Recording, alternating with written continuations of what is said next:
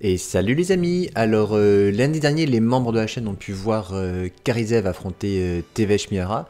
Et une fois de plus, j'ai échoué pour affronter ce deck. Alors c'était un Karizev version Zo, qui est peut-être moins efficace qu'un Karizev Burn, tout dans la tête de l'adversaire. Mais malgré tout, encore une fois, j'ai échoué. Donc ce coup-ci, je me suis dit, vu que j'avais encore le deck Winota de monter et que Winota a été banni, je vais conserver et le modifier un petit peu pour le transformer en Tajik. Et donc c'est parti, on va me voir affronter ce coup-ci Max de la chaîne Focus Commander FR. N'hésitez pas à aller voir sa chaîne, il fait des petits deck tech sur certains decks. Il a fait pour l'instant des decks verts et là bientôt il va je crois passer à un deck Minsk. Donc n'hésitez pas à aller voir sa chaîne, je vous mettrai le lien dans la description, il fait des super vidéos. Et donc là il est venu m'affronter avec son fameux Tevesh Miara et ça fait quand même déjà 3 fois qu'il me bat, donc il faut bien que je trouve un deck qui arrive à le battre. Et j'ai peut-être pas pris le meilleur de mes decks, mais voilà, c'était l'histoire de voir si on pouvait encore monter un blanc-rouge depuis que Winota avait été banni. Donc là en plus il me fait un Nim Totorak, il arrive à me débarrasser deux très bonnes créatures. Moi j'ai quand même posé Kitéon, donc c'est parfait s'il n'a pas de Vras d'air ou d'anti-créature. Je vais pouvoir le transformer assez rapidement en Arpenteur, donc c'est parfait.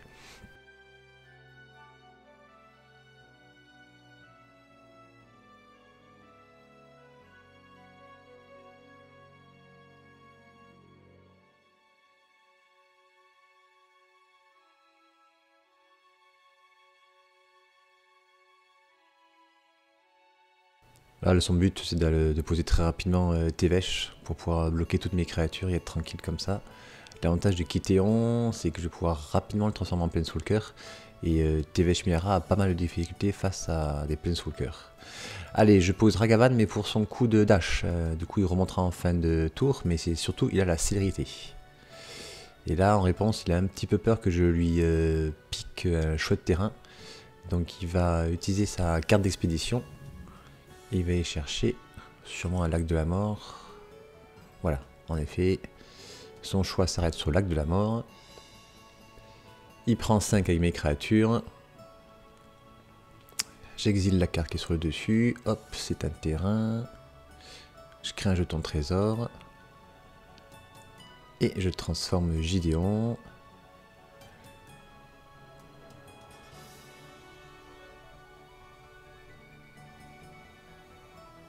Faire son +2. Et fin de tour, petit Ragavan remonte dans la main. Heureusement qu'il était banni en tant que général, c'était vraiment abusé cette carte. Mais ça reste toujours très très fort dans les decks. Quand un mono rouge ou un deck Judith ou blanc-rouge le sort tour 1, c'est vraiment extrêmement fort. Allez, Grief, 3-2 menace, et lorsqu'il arrive en jeu, il me défausse une carte non-terrain. De fortes chances qu'il choisisse Ragavan. Quoi qu'il en soit, j'ai une très très bonne main. J'ai pas de mon quatrième terrain pour poser le Palace Jailer pour l'instant. J'ai le grand abolisseur qui l'empêche de faire des anti-créatures pendant mon tour. Et avec la quatrième créature, je pourrais chercher une mer des runes ou ce genre de choses.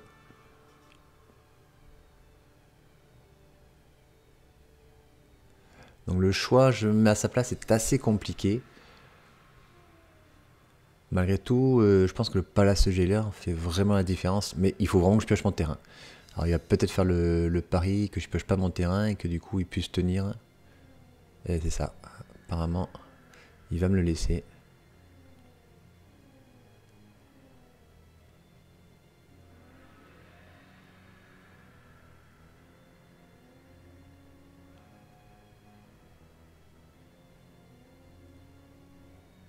Il serait que si je pioche pas mon terrain, là, je suis bloqué avec un seul mana blanc, je suis obligé de casser mon jeton de trésor, et du coup je serais pas prêt de reposer le Palace Jailer.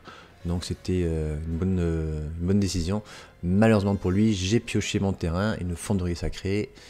Je la laisse arriver.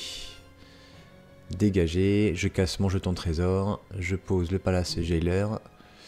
Je deviens monarque. Il reprend 5. Fin de tour, j'aurais dû piocher une carte. Ah mais il me met la vrasse. Donc voilà, alors non, là il récupère pas sa créature, il faut qu'on mette la créature exilée par le Palace Jailer sous le jeton monarque. Voilà, et c'est là que je m'aperçois du coup que j'avais pas pioché de carte à mon tour.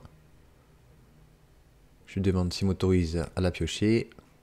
Max, ça mec cool, il m'autorise. En tournoi, ça aurait peut-être pas été pareil. Du coup, je perds toutes mes créatures, enfin toutes mes créatures, je perds que 2 créatures vu que le Gideon est un Planeswalker maintenant. Il est à 7, je pioche 2 cartes par tour. Dans son deck, il n'a pas beaucoup de créatures permettant de récupérer le monarque, donc c'est quand même pas mal pour ma part.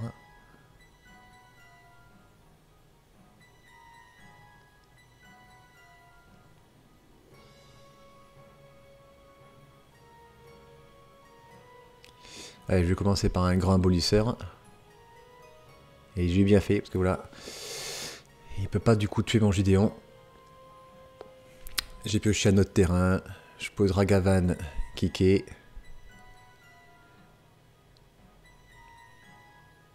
4 de Gideon et 2 de Ragavan, il passe à 1, j'exile la casque sur le dessus, ouf, une poussée fatale.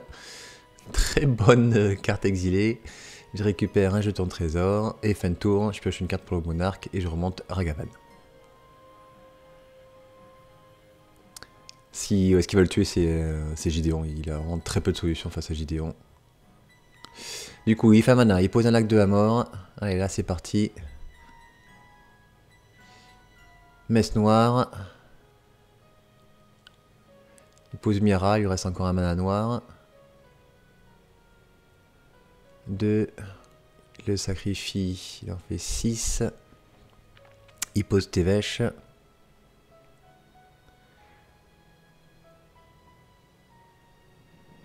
Il a oublié de sacrifier son terrain. Il fait le plus 1, il fout Miara au cimetière pour toucher 3 cartes.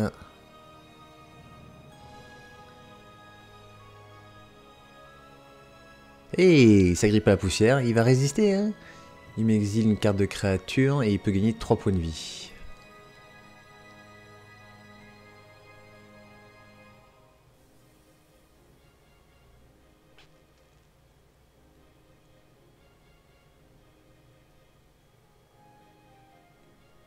Ouais, il prend le 6ème mana qu'il avait fait avec le lac de la mort et le terrain.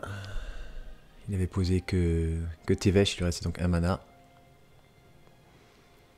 Non, s'il exile la messe noire, il gagnera pas de points de vie. C'est uniquement un sort de créature. Voilà. Il exile une de mes créatures, donc il exile le Palace Jailer. Il gagne 3 points de vie, il remonte à 4. Mais j'ai quand même 5, 6, 4, 5, 6, 7, 8, je vais avoir 8 points de dégâts à mon tour.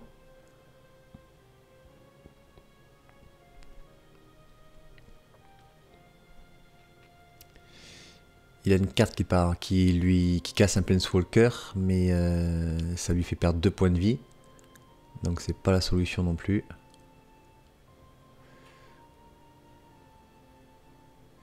Il peut faire un droit à la gorge sur le grand abolisseur.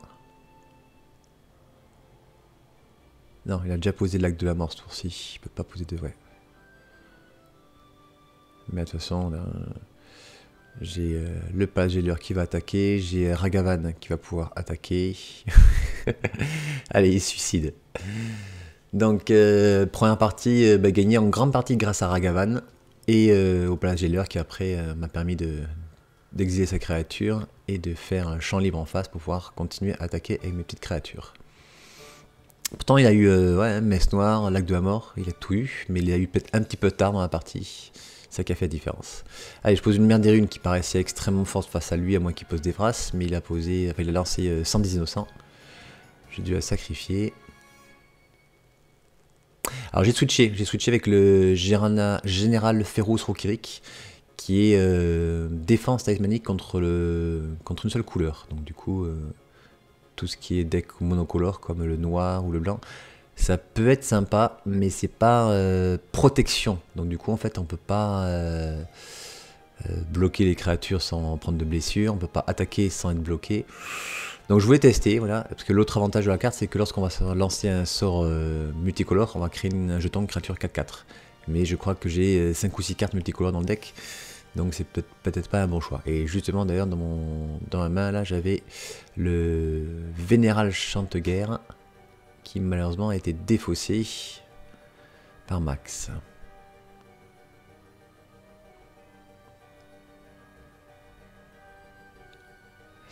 Allez, donc du coup pour 3 mana, je lance mon général.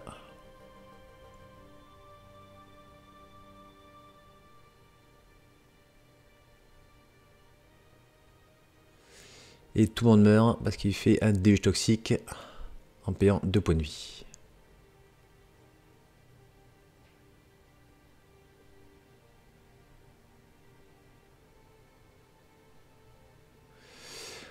Alors du coup, je pose le géant Krakos en tant que créature.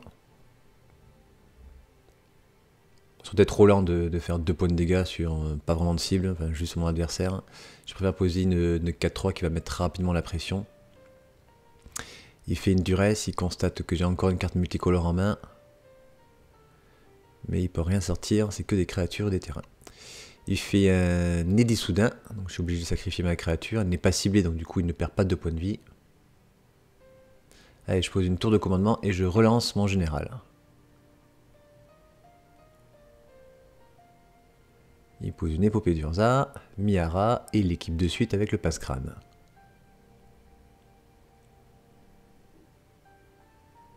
Allez, donc logiquement, je vais pouvoir enfin créer des jetons 4-4.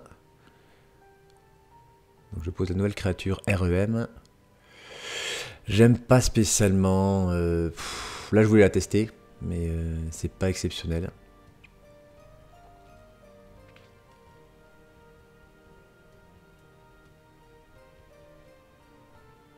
Il faut beaucoup de blast et dans ce deck là j'ai pas beaucoup de blast en fait. Il faut peut-être faire un deck vraiment tourné autour. Je testerai à l'occasion un deck vraiment tourné autour. Ensuite je pose un canyon séché par le soleil et je pose Laelia.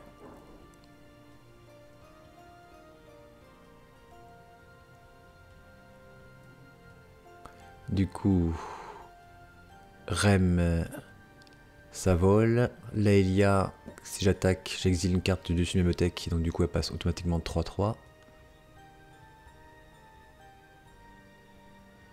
Donc je peux attaquer avec les deux. Et le général Féroce Rokiri que j'ai pas spécialement envie d'attaquer.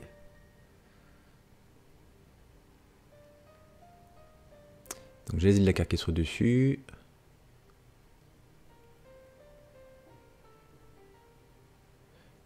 J'ai déjà posé un terrain donc je peux pas la jouer.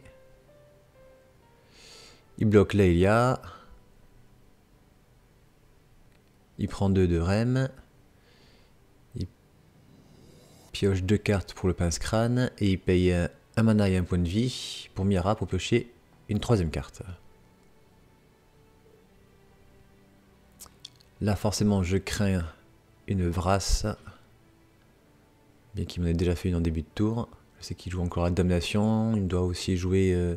c'est qu'il fait -X en comptant les terrains enneigés.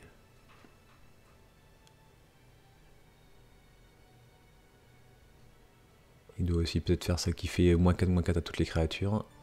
Enfin bref, je suis pas serein, surtout qu'il a quand même pioché pas mal de cartes. Allez, pour 5 mana, il pose Tevesh, ça me rassure. Logiquement, il va faire le +2 pour créer 2 Sran 0-1. J'ai quand même une belle panoplie de créatures. Ouais, ce que je disais, c'est que le général Féroce Rokirik, ben, il n'est pas protection contre une couleur, il est juste défense talismanique. Donc du coup, il peut le bloquer avec un 0-1. Donc je l'avais rentré justement parce que je me suis dit, il ne pourra pas être ciblé, mais c'est pas exceptionnel. Je pense que Tajik aurait été encore mieux. Il a la célérité, il a 2 endurance. Il lui fait tellement de Vrasse avant de sacrifice que je pense qu'il s'en fout de cibler une créature. Alors oui, à cette partie-là, j'ai eu la chance de piocher pas mal de cartes multicolores, donc du coup j'ai pu avoir mon jeton 4-4. Mais comme je vous dis, j'en ai que 5 ou 6 dans le deck, donc à moins de faire un deck vraiment tourne autour, je pense pas que dans Tajik ce soit intéressant à jouer. Et tout comme Rem, je pense qu'il faudra que je sorte du deck.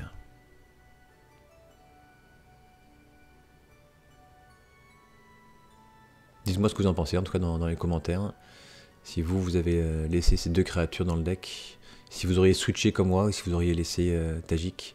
Je me tâte aussi à mettre Winota dans le deck, parce qu'il y a quand même pas mal de créatures non humains, pas mal de créatures humains, donc ça pourrait peut-être le faire. Et du coup, pour un mana, je fais une Chain Lightning directement sur le Sran. Alors j'aurais pu tout balancer dans sa tête, mais il serait retrouvé à 1 ou 2 points de vie. Et j'avais trop peur que derrière il me fasse une contamination, une vrasse, ce genre de choses. Donc j'ai préféré assurer le coup et péter Tevesh.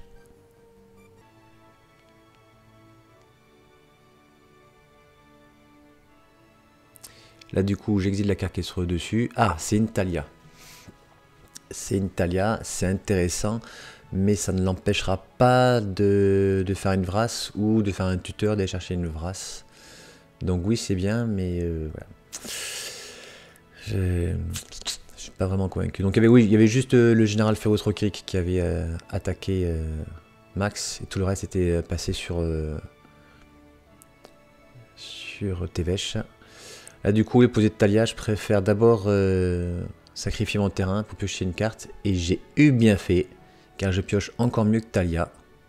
Enfin, même si j'ai quand même pas mal hésité entre poser Thalia et cette nouvelle créature. Thalia augmente les coûts de 1, mais du coup, s'il pioche un terrain derrière, style un lac de la mort, un truc comme ça, il peut sans problème faire un tuteur, aller chercher une vrasse, et c'était vraiment ce qui me faisait le plus peur. Tandis que là, la carte du coup que je vais poser, ça sera plus intéressant. Elle empêche de jouer 2 sorts par tour. Et du coup, il pourra pas faire de tuteur pour aller chercher une vrasse, par exemple, s'il avait un tuteur. Il pourra pas faire 2 anti-créatures. S'il a la chance de piocher une vrasse, tant mieux pour lui. Mais voilà, je pense que c'était plus intéressant de poser elle que de poser Thalia. Donc c'est l'Archonte d'Emeria. Non seulement les terrains non basiques, ils vont arriver engagés, donc s'il pioche un lac de la mort, ce sera engagé. Et c'est surtout qu'il ne pourra pas faire un tuteur sur une vrasse, ou piocher une carte, ou faire plusieurs anti-créatures. Donc ça m'assurait pas la victoire, mais presque. Voilà. Là, il faut vraiment qu'il pioche l'anti-créature de suite.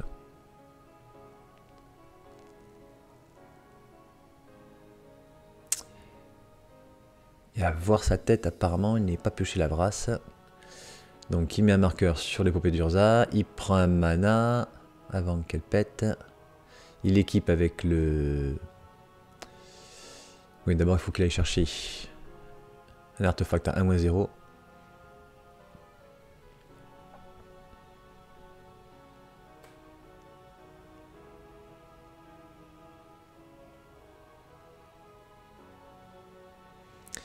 Donc voilà, il va chercher, il hésite avec une aiguille à sectionner, mais ça sert à rien.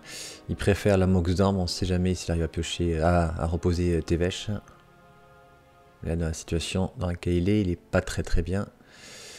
Donc avec le mana, il a équipé son Sran avec Pincecran pour piocher 2 cartes. Ce tour-ci, il fait un droit à la gorge pour me tuer.